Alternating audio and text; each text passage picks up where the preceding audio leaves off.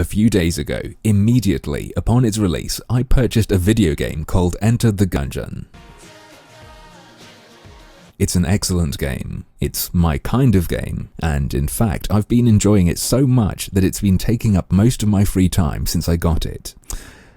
However, as many of us have come to realize, everything is Marxist, everything is un-American, everything is degenerate, and you have to point it all out, especially when you have a game like this. While Enter the Gungeon might outwardly appear, certainly at first glance, to be a game that would reinforce conservative ideas, it is actually crammed with design choices that actively work to undermine the Second Amendment.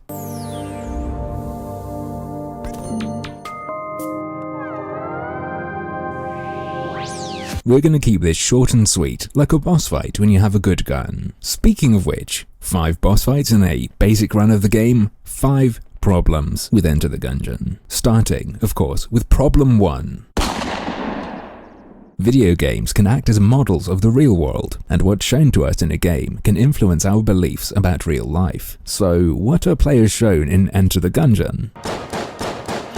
In the beginning, the characters, the game's citizens, are allowed to use handguns and maybe a shotgun or a crossbow. Seems cool, and you can get those things in real life. But what does the game tell players allowing that leads to?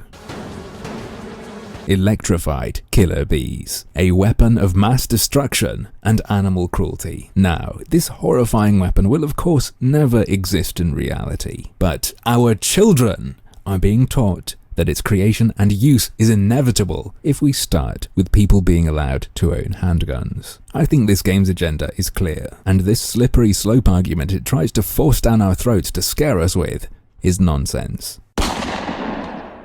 Problem number 2. Through its use of tables, Enter the Gungeon reinforces the idea that gun ownership is connected to anger issues. Similar to what you might expect to see in a John Woo-style shootout scene, your character can flip tables to provide cover. Unlike a film though, these in-game firefights aren't choreographed, and the player is invited to flip tables at any time,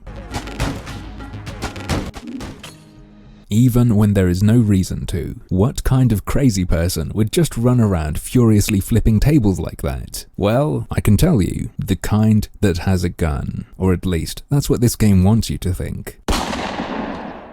Problem 3. One common reason to own a gun is self-defense. To put it very simply, if you are in danger, sometimes you can get yourself out of danger by shooting the danger. But Enter the Gungeon's core gameplay seeks to deny this. Here are 2 clips from the tutorial. First, here's what the game tells you about the dodge roll.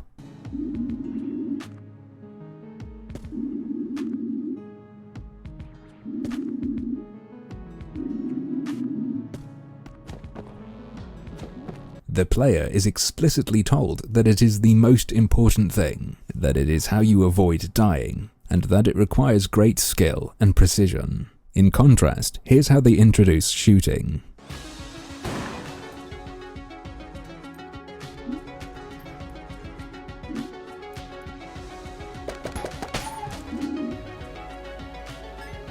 Although shooting and killing is necessary to win the game, Enter the Gungeon constructs a false dichotomy, telling the player that if someone shoots at you, defense means getting out of the way. Shooting is attack, and it is savage, and it is bloodthirsty. It teaches the player that guns and self-defense are entirely separate, which is a dangerous lesson, because most video game nerds can't even do an invulnerability dodge roll. Checkmate, AK theists. Problem 4. That last one was about why some individuals might choose to own a gun. But why do they get to make that choice? Why should people be allowed to arm themselves at all? Many patriots argue that citizens need to be able to arm themselves in case the government becomes tyrannical and needs to be overthrown. What's the counterpoint to this? Let me show you in game form.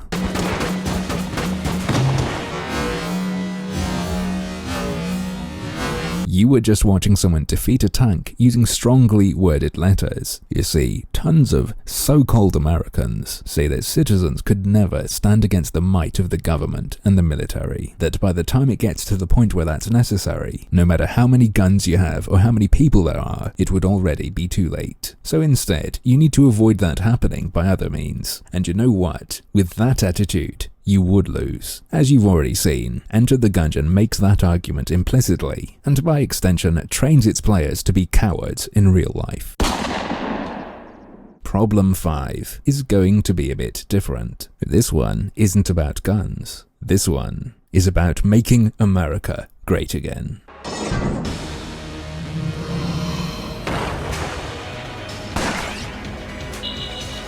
Blatant anti-Trump propaganda. I think a lot of players want to be the good guy. I get it, I understand.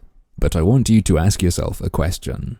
Did we enter the Gungeon legally? Because I don't remember showing any documents when I ran the game. There is no option to think of the bulletkin already living in the Gungeon. There is no option to turn back. There is only a wall and your selfish mission to put your past behind you. You're supposed to be rooting for your character, but look.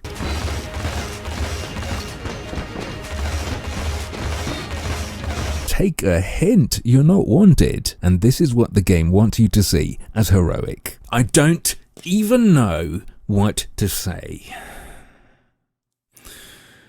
Ultimately, I do feel sorry for these developers, because I understand why they've made these design choices.